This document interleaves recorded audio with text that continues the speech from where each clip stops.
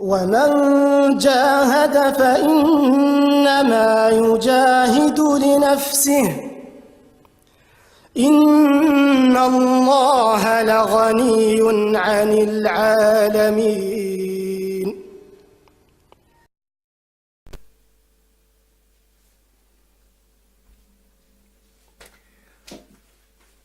Salam alaikum à tous mes frères et sœurs en islam et belle journée à tous mes frères et sœurs en humanité.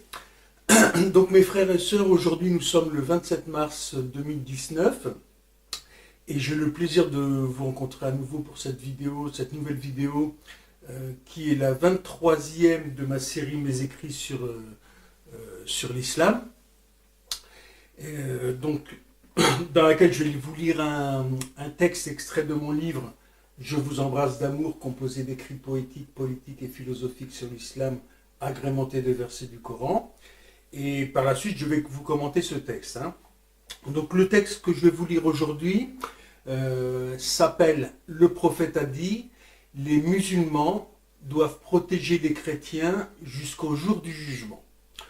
Donc je vais vous lire ce texte et donc je vous dis par la suite, après je vais vous le commenter et on va essayer de voir comment on peut vivre ensemble sur la terre entière, que l'on soit juif, chrétien ou musulman, pour établir la paix, la justice et l'amour pour nous et nos enfants, Inch'Allah. Donc je vous lis ce texte. Alors, salam alaikum mes frères et sœurs. En 628, une délégation de moines du monastère de Sainte-Catherine en Égypte se rendit auprès du prophète Muhammad sallallahu alayhi wa sallam pour lui demander sa protection. Celui-ci accepta et promulgua une charte leur garantissant leurs droits, appelée promesse de Sainte-Catherine.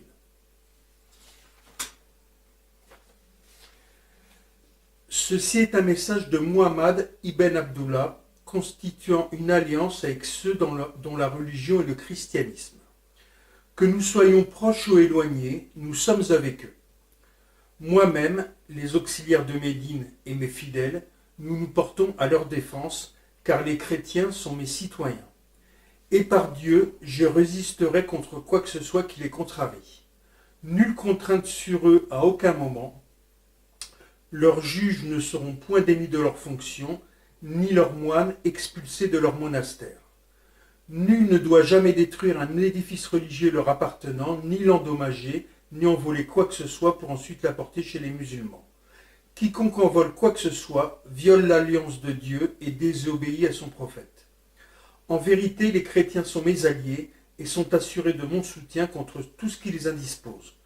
Nul ne doit les forcer à voyager ou à se battre contre leur gré. Les musulmans doivent se battre pour eux si besoin est. Si une femme chrétienne est mariée à un musulman, ce mariage ne doit pas avoir lieu sans son approbation. Une fois mariée, nul ne doit l'empêcher d'aller prier à l'église. Leurs églises sont sous la protection des musulmans. Nul ne doit les empêcher de les réparer ou de les rénover. Et le caractère sacré de leur alliance ne doit être violé en aucun cas. Nul musulman ne doit violer cette alliance jusqu'au jour du jugement dernier. Entre parenthèses, fin du monde. Voilà mes frères et sœurs ce que Muhammad sallallahu alayhi wa sallam envoyé au monde comme une miséricorde, comme il est écrit dans la sourate Al-Anbiya, les prophètes, verset 107, a promis aux chrétiens. Comme il avait promis aux musulmans, juifs et chrétiens de Médine, le vivre ensemble avec le pacte de Médine. Puissions-nous, hommes et femmes de différentes cultures, couleurs et religions, vivre en parfaite harmonie comme nous l'a enseigné Allah dans le Coran et le sceau des prophètes sallallahu alayhi wa sallam, pour établir sur la terre entière la paix, la justice et l'amour pour nous et nos enfants, Inch'Allah. Paix, shalom, salam, pêche, alom, alam, Stéphane Amari. Et maintenant, je vais vous lire donc le verset que j'ai mis à la suite de ce texte, comme je fais sur tous mes textes contenus dans mon livre Je vous embrasse d'amour. Donc ce verset, il est tiré de la sourate Al-Maïda, la table servie, et c'est le verset 82.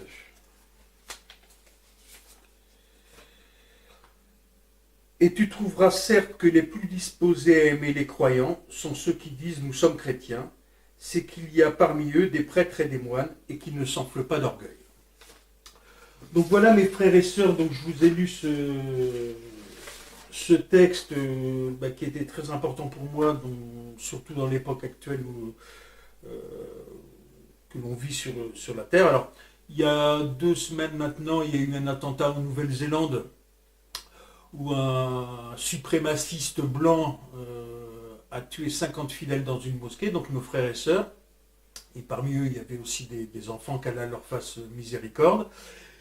Et nous assistons aussi, bien sûr, à des attentats contre des chrétiens et des juifs commis par des personnes qui se disent musulmanes.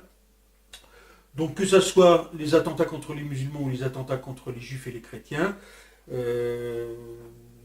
c'est des personnes qui ne connaissent pas l'islam et qui ne connaissent surtout pas ce texte où, comme vous l'avez vu très clairement, le sceau des prophètes Mohammed sallallahu alayhi wa sallam demande, donc c'est un ordre qu'il donne aux musulmans, de protéger les chrétiens jusqu'à la fin des temps. Hein.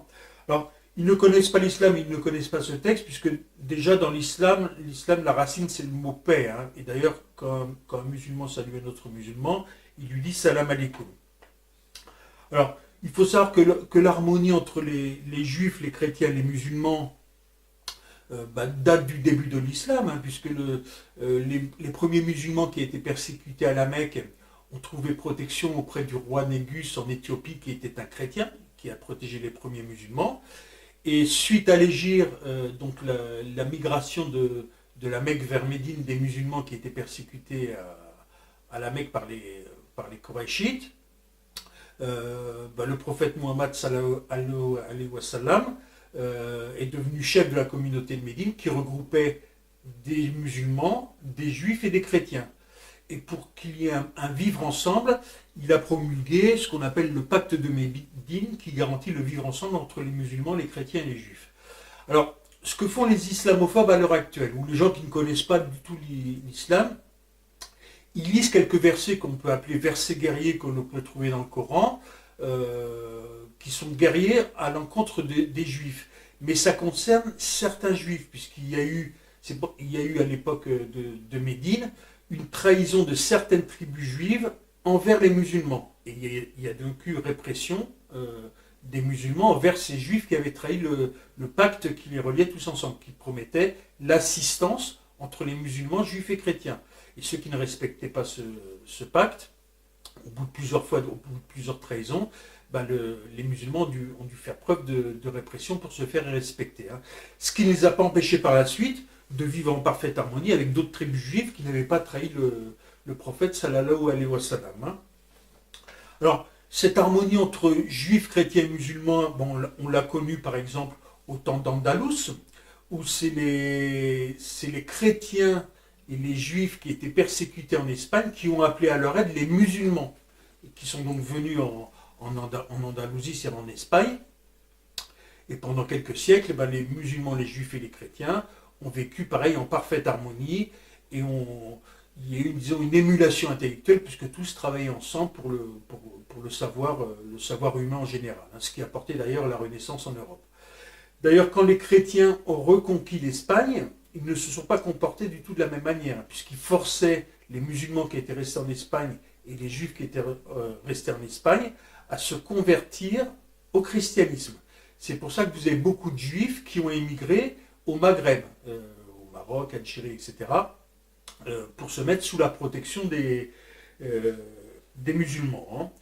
Alors, comme on l'a vu dans la promesse de Sainte Catherine, où le prophète sallallahu alayhi wa sallam promet aux chrétiens la protection des musulmans jusqu'au jour du jugement. Hein.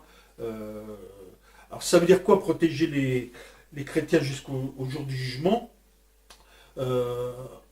Aujourd'hui, disons, on se rend compte sur la terre que nous musulmans, notre religion est claire. Hein. Donc on sait qu'il y a un Dieu unique, qu'on doit suivre l'exemple de Mohammed sallallahu alayhi wa sallam.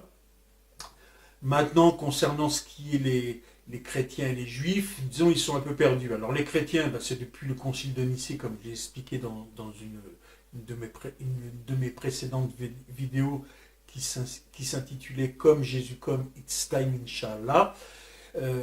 En 352, il y a eu le concile de Nicée pour les chrétiens, où a été établie la Trinité, c'est-à-dire la divinisation de Jésus, sur lui la paix, alors que Jésus disait « Je suis le Fils de l'homme ». Et par la suite, suite à ce concile de Nicée, ceux qui ont fait ce concile ont dit que Jésus était le Fils de Dieu pour que le peuple, disons, idolâtre un homme, tout simplement. Hein. Et là, ils ont établi la Trinité, le Père, le Fils et le Saint-Esprit. Ils ont interdit aussi le mariage des prêtres, hein, ce qui aboutit aujourd'hui toute la pédophilie qu'on peut retrouver dans l'Église. Bref, c'est pour ça qu'aujourd'hui, on constate que les églises sont vides et qu'il y a de plus en plus de chrétiens qui se convertissent à l'islam, la religion de vérité, comme par exemple, moi je l'ai fait, puisque j'étais catholique, non pratiquant, et que maintenant je suis devenu musulman pratiquant, comme beaucoup de mes frères et sœurs. Hein. Alors, aujourd'hui, il faut savoir qu'il n'y a que l'islam qui peut lutter contre le système illumination capitalo-sioniste qui veut mettre les hommes en esclavage. C'est pour ça qu'on assiste, en France particulièrement, à de l'islamophobie dans les médias. Vous avez des chroniqueurs ou des journalistes qui tapent toute la journée sur l'islam, alors que dans la rue, on peut discuter avec des gens qui sont chrétiens, athées ou juifs, et qui n'ont rien contre les musulmans, ni contre les femmes voilées qu'on met tout le temps en pâture dans les médias. Donc je salue d'ailleurs mes sœurs voilées, et je suis de tout cœur avec vous. Hein.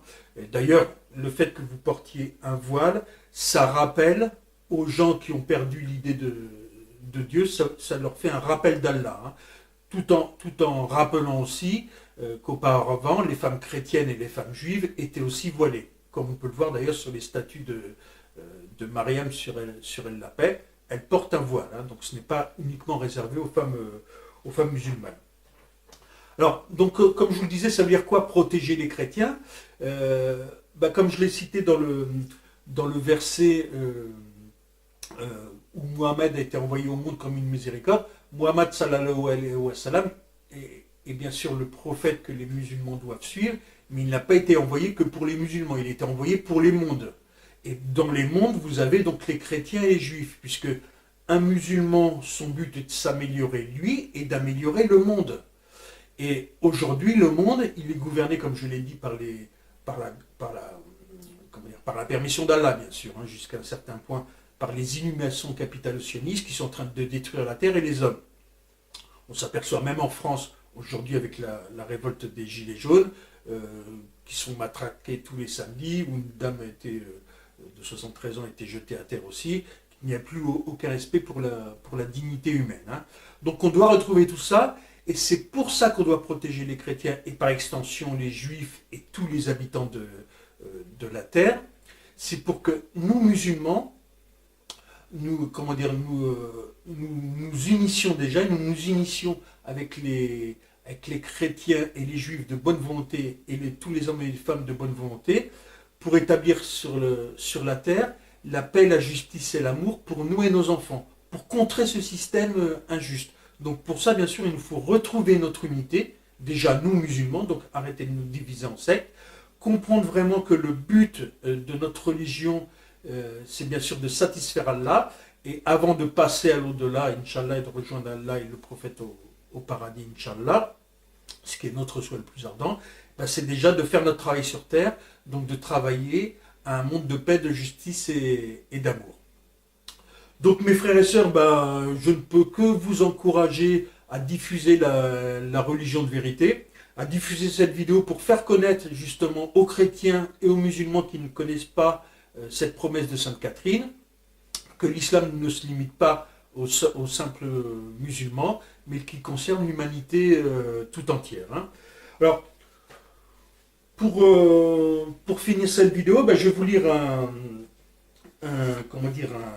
un dernier verset qui parle justement de cette harmonie entre les hommes. C'est dans la sourate Al-Hujurat, les appartements, le verset 13. Hein. Alors, ô hommes, nous vous avons créé d'un mâle et d'une femelle, et nous avons fait de vous des nations et des tribus pour que vous vous entreconnaissiez. Le plus noble d'entre vous auprès d'Allah est le plus pieux. Allah est certes omniscient et grand connaisseur. Donc voilà mes frères et sœurs, donc je dis de nouveau salam alaikum à tous mes frères et sœurs en islam et belle journée à tous mes frères et sœurs en humanité. Et puissions-nous œuvrer tous ensemble pour un monde de paix, de justice et d'amour, Inch'Allah. Je vais bien sûr donner dans cette vidéo des avis et des conseils. Mais comme je le rappelle, Allah est le plus savant.